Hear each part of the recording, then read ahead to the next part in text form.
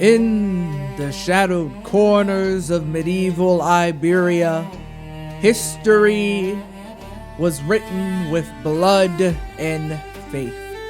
And this was a land of a reconquista. One immortal war fought under the sun with steel and crosses.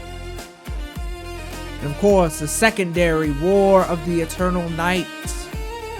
The Shadow Reconquista, fought in the dark by the creatures of legend for the soul of the peninsula. And in the twilight of this conflict, the Muslim vampires who called themselves the Ashira were losing ground. Their backs were to the sea, and their alliances crumbling like a sun-scorched stone. And in this war was sent a weapon forged in the clan of judges, and her name is Duchess Tabitha al-Masri, 6th generation of the Haqim, and was known as the Northern Bastion. She was dispatched from the Alamut, the hidden fortress of her clan, with a singular divine purpose: to be a bulwark against the tide of their Christian rivals. A brave, diligent, and stubborn warrior of immense skill, and a commander born to the battlefield. Her domain of the Batawa was the front line, and it was the dagger's point aimed at the heart of the enemy. We will find ourselves at her fortress, the room austere, reflecting a warrior's discipline. And we would watch the large map of Iberia, and the moonlight would stream through a high arched window, and Tabitha would stand over with a fixed gaze, her posture rigid and absolute. The mission was clear. It was a sacred directive, and it was a missive called the Shield of Andalusia. 2 cities, 2 bastions of enemy power had to be reclaimed for the faithful, and the first was Coimbra, held by the virtuous yet misguided warrior named Protector Guglielmo. The second was the strategic prize of Madrid, a jewel in the crown of the Christian La Sombra king who led the Shadow Reconquista. And the elders had given her 70 years. To a mortal, that was a lifetime. To a vampire of her lineage, it was a fleeting moment, a test of her skills, her faith, and resolve. Failure was not merely an option, it would be a betrayal of her entire clan and her god. And the servant would enter bowing low, a ghoul bound by blood and loyalty who would place a sealed scroll on the edge of the table before retreating back into the shadows. Her immediate liege was Queen Badir of Granada, the self-proclaimed sword of Al-Andalus, a queen whose ambition was a raging fire, but whose methods were ash and cinder. Badir saw heresy in every shadow and disagreement as treason, and she cloaked her face and form, believing the revelations of her grand gender would shatter the fragile unity she commanded. Yet her callous zealotry was doing more to drive allies away than any enemy blade. Tabitha was bound to serve her, a pact of necessity in a desperate war. She knew disunity would mean their collective doom, and so she held her tongue, keeping her sharp observations to herself. And Tabitha would pick up this scroll with an unreadable expression. She doesn't open this letter. It is from Badir. She already knows the tone it will strike. Demands wrapped in scripture, paranoia disguised as piety. And Tabitha would think to herself, 70 years to tame a continent, and I must do it while bound to a zealot who mistakes fear for loyalty. She preaches unity while sowing division, branding our own as heretics for questioning her path. She is a sword, yes, but one that cuts the hand that wields it. But she is my friend, though, and her banner is the only one we have. for now at least. This intricate dance was a game Tabitha was unfamiliar with, a battlefield of whispers and veiled threats, and her clan, the Banu Haqim, were not diplomats. They were arbiters of the grim covenant known as the Web of Knives. For centuries they had been silent judges, enforcers, and executioners of the vampiric world, and their creed was simple: the blood of the unworthy must be reclaimed. And this sacred hunt would be known as diablerie. It was not murder, but considered a holy act of purification, a method to cleanse the world of weakness and sin while absorbing the strength of the fallen. For every vampire they consumed was a prayer and a temporary reprieve from the unending hunger that gnawed at their souls. But this path required control, and to frenzy was to fail, a loss of piety in the eyes of the faithful. They were to be the steady hand of judgment and not mindless beasts. They could take ghouls, practice blood sorcery, and walk along the path of righteous hunters, but they were forbidden from demonic arts and the enslaving blood oaths. They were warriors of God, even in the damnation of their eternal night. And of course, Tabitha would finally break the seal on the scroll, and her eyes would, of course, quickly scan the contents, her jaws tightening almost imperceptibly. It was as she had expected, another demand, another warnings against imagined enemies in her own ranks. And Tabitha would speak once again. Batters sees shadows on the walls and calls them armies. She would have me hunt ghosts in our own courts, while the real enemy fortifies his walls. Guillermo and Cumbria, the king in Madrid, they grow stronger while we squabble. And as Tabitha contemplated her next news, a different kind of information would filter in from the lands beyond her borders. There will be a new affliction called the Flame Plague that was burning through the shape-shifting clans. Another layer of chaos in the world descending into madness. And it will be a grim reminder of the more horrors that plague this world other than vampires. But for now, it was a distant problem, but it spoke of the deepening darkness of the era. And with thoughts passed aside, and looking back into her own lands, she would review the map and assess the board. Coimbra and Madrid were the key pieces in this game, but she could not reach them directly, and weaker pieces would stand in the way, and these pawns would need to be swept from the board. And to the west lay lands of demon worshippers and a nest of corruption that bordered her own. The strike there first would be a cleansing of her own house, and her gaze would move to the lesser defended territories, like the county of Elvis, a nice stepping stone. Tabitha would think, I cannot strike at the heart of the enemy with a divided front at my back. I need more land, more resources. Bound to my banner and not barriers. I need to consolidate. The law is on my side and the faith gives me cause.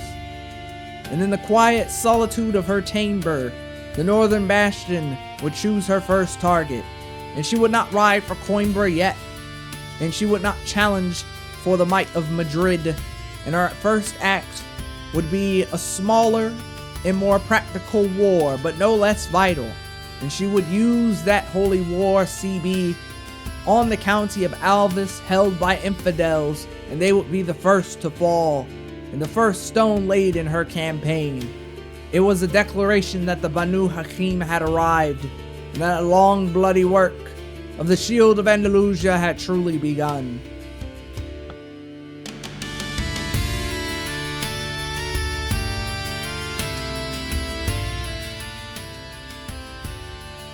A commander's worth is not measured in pronouncements, but in the speed of their execution. And Duchess Tabitha's decision to attack Elvis was not left to languish in thought, and the order would be given and the banners of House Anaf were raised for war, and her forces, disciplined and eager, marched from her capital to lay siege to the unprepared country. The war would be swift in a clinical demonstration of the Northern Bastion's efficiency.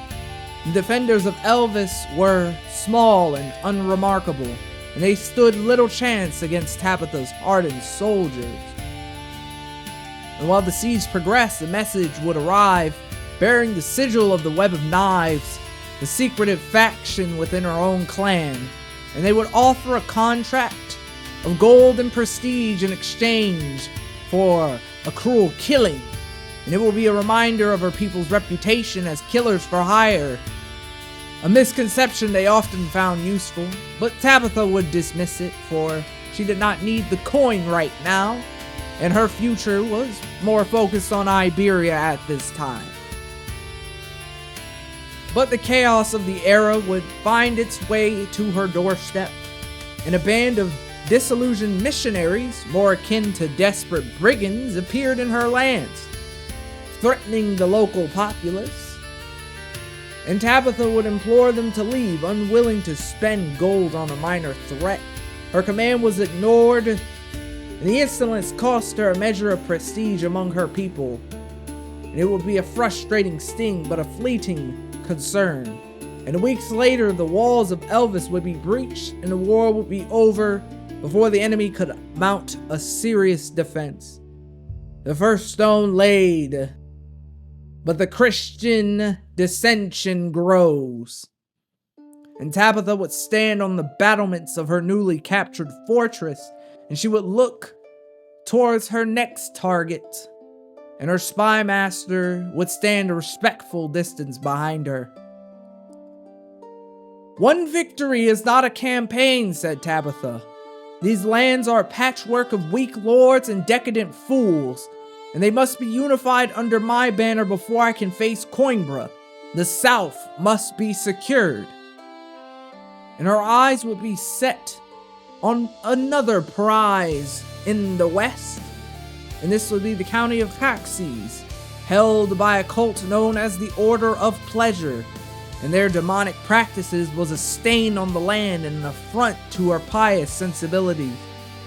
And more importantly, their lands were a strategic corridor, and while her chaplain was fabricating the necessary claims, Tabitha did not remain idle, and would use and leverage border raids against neighboring lords, and assert her dominance and replenish her coffers all in one swoop. And of course, once the claim was ready, she would immediately declare another holy war. And the Order of Pleasure was not just a simple demonic band. Their leader, a demonology student, was a wretch who commanded forces empowered by a dark influence. A demon of lust resided in their country, but they were no match for Tabitha's strategy. And with Tabitha leading her troops personally, she would shatter their armies, and in the chaotic aftermath, a prize of immense value would be brought before her, and it would be the enemy commander. And in her tent, they would capture the demon worshipper, young and defiant. The flaying plague sores were marking their skin, and they would be forced to their knees. And the captain would speak, "My Duchess, we have him. His army is scattered, and we can ransom him for our handsome son." Or she could end the war immediately. And the laws of Ashura were clear. The creeds of the Banu Haqim were clear still. And to consume the blood and perform the diablerie would be to gain their knowledge and power. It was a sin to some, but the children of Haqim it was a duty when performed upon the unworthy. And Tabitha would think to herself, "This creature consorts with demons he is tainted. His power an abomination, but it can be purified and put to a righteous purpose. But his gold is worthless to me, his strength is not."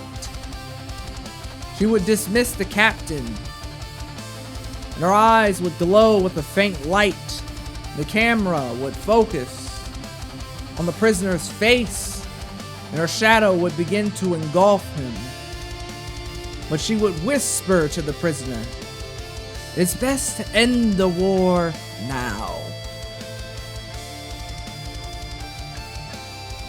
And with their leader gone, the will of the Order of Pleasure collapsed, and Tabitha would take the land and cleanse it of their hedonistic filth.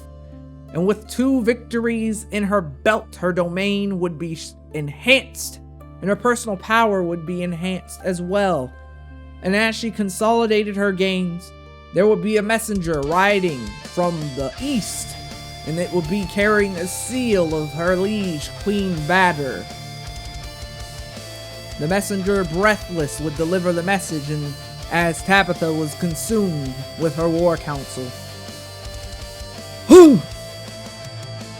My Duchess, Queen Badr, the sword of Al-Andalus, has declared a holy war, and she marches to reclaim the Duchy of Toledo from the Bishop Christian of La Sombra.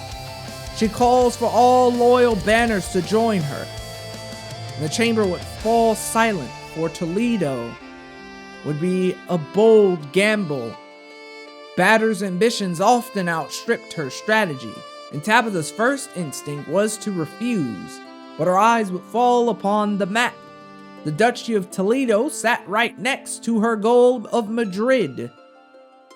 And Badr's war, if successful, would place Tabitha's goal on the very doorstep of her primary targets, saving her years of fighting herself, and helping her liege was no longer a matter of loyalty, but a matter of divine opportunity. For in the requirements of the goal, it was not that Tabitha herself had to retake Coimbra and Madrid, but also the Or. As long as the Midnight Crescent itself had, it did not matter, and she would succeed in her objective. And Tabitha, of course, would think to herself, my friend may deliver my prize to me without even knowing it, and her war will be my stepping stone. Send word to the Queen. The Northern Bastion answers the call. Muster the army. We will march for Toledo.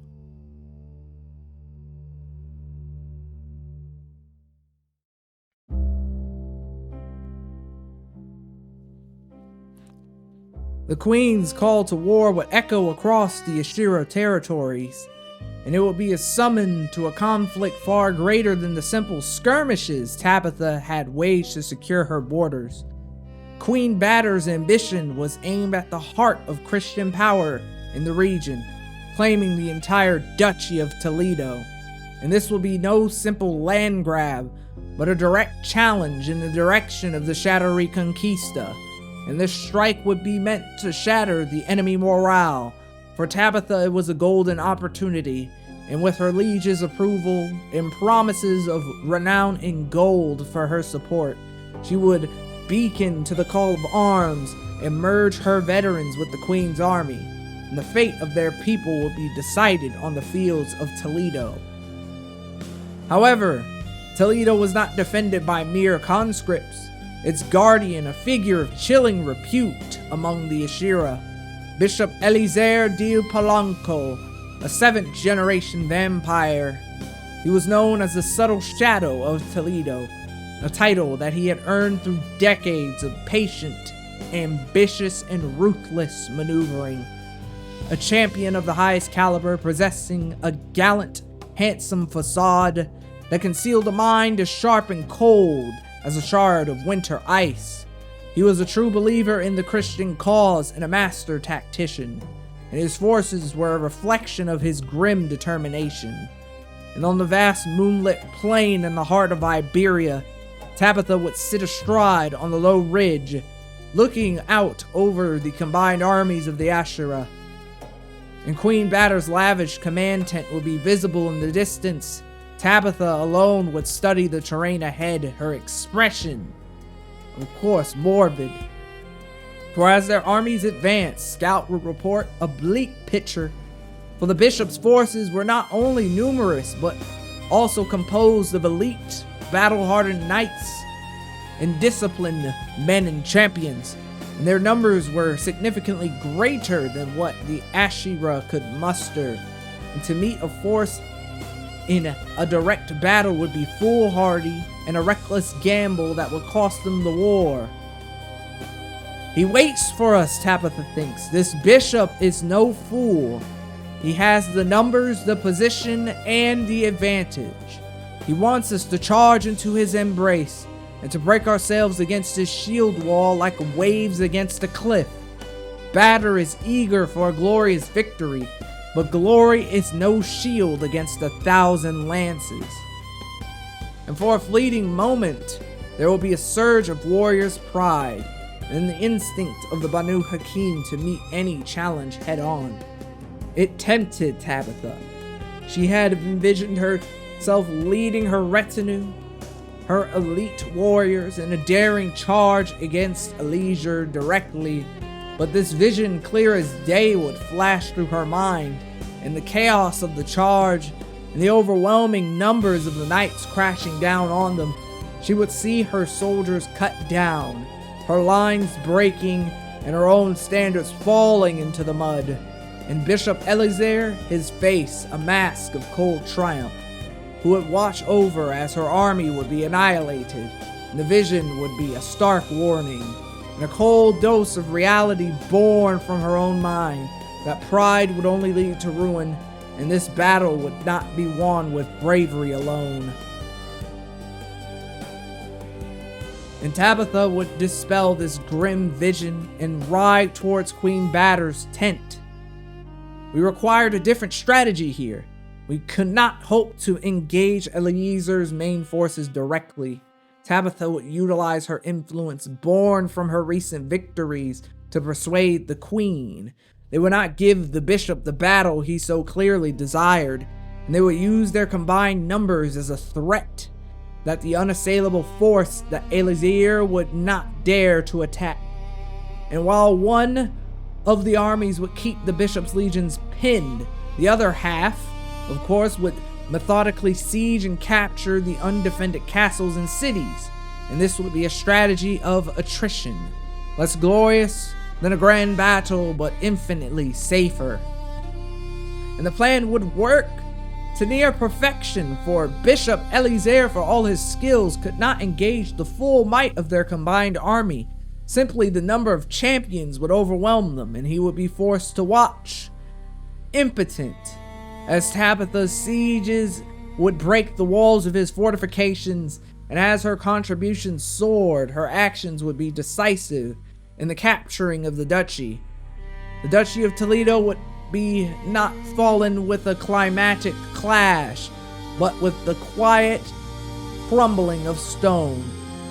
In a total victory, Tabitha would gain much prestige and the gratitude of her liege, and she would play a part in Badr's Gambit and emerge stronger than ever. And in the coming months, Tabitha would be holding court in a room that was more crowded now than ever, with her influence and power growing as she would dispense judgment and manage her domain. And in the wake of the war, a peace would settle over the land.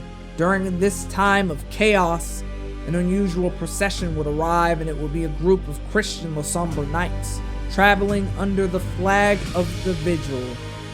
They were pilgrims, followers of the legacy of El Cid, a mortal hero respected by both sides, and they requested safe passage to perform their ritual, and this would be a test to Tabitha's authority.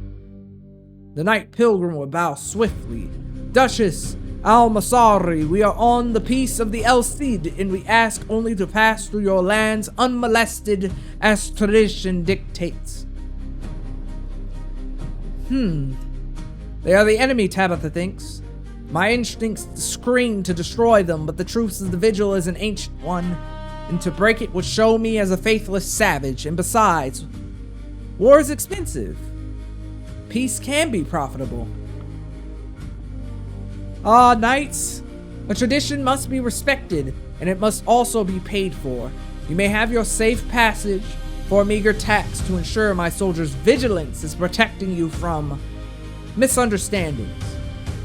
And the knight would agree and give her coffers much more needed gold. And better news would follow, as Tabitha was overseeing the administration of her realm. Her court chaplain would arrive with a triumphant look. "My Duchess, my prayers and extensive research have borne fruit. And the charters are clear, and I've secured your claim to Coimbra. And of course, Tabitha would take the scroll, and a slow smile would grace her lips. And the first of her objectives was within her grasp. And at last, the path is clear, and Guillermo the Honorable will face the judgment of the Banu Haqim. And with the claim secured, the impulse to act was nearly overwhelming, for the road to Coimbra was open. She could hire mercenaries, march her forces, and fulfill the first half of her mission. Her commanders gathered awaiting the order to declare war, but as she was about to give the command, that same cold part of her mind that had saved her before in Toledo would take hold. She would pause and turn to the map and look at the political consequences, the alliances, and hidden dangers. Declaring war on Protector Guillermo of Coimbra would not be a simple one-on-one conflict. Her eyes would trace the borders. There would be a nice web of pacts that held Iberia together, and her gaze would fall upon the nearby Duchy of Beja, ruled by a name named Duke Macario. He was known as the Foolish, but his armies were anything but. And a simple glance of allegiances would reveal a devastating truth. That Macario would be bound to defend Coimbra, as since they are both fellow Christians. If she attacked Guillermo, she would not be fighting one army, she would be fighting two. And this would see in her vision of the fields of similar as the one as Toledo, her forces would be strong and lay siege to Coimbra. But then from the west, the banners of the Beja, Duke Macaro's army would collapse with the main forces of Coimbra and crash into her, and the outnumberedness of her own would be caught between the hammer of Macario's relief and the anvil of Guillermo's garrison, and she would be caught in a defeat, in a humiliating loss that would leave her lands vulnerable and her reputation in tatters. She would slam her fist on the table and take a deep, steadying breath. Haste is a trap, says Tabitha, and I would almost fall for it again, and attacking now would be suicide, and Macario the Foolish would be the death of me. And the Alamut did not send me here to die for a reckless cause. They've sent me to win. And in this moment of impulse that passed would be replaced by the reality. She was strong, but not yet strong enough. And the shield of Andalusia would not be forged in a single stroke, but built piece by piece, with patience and a blade that knew when to strike, and more importantly, when to remain sheathed. We will not march on Coimbra, not yet. We must fortify our borders and train the levies. There is still work to be done here, and the hunt requires patience. And when we strike, it must be a killing blow.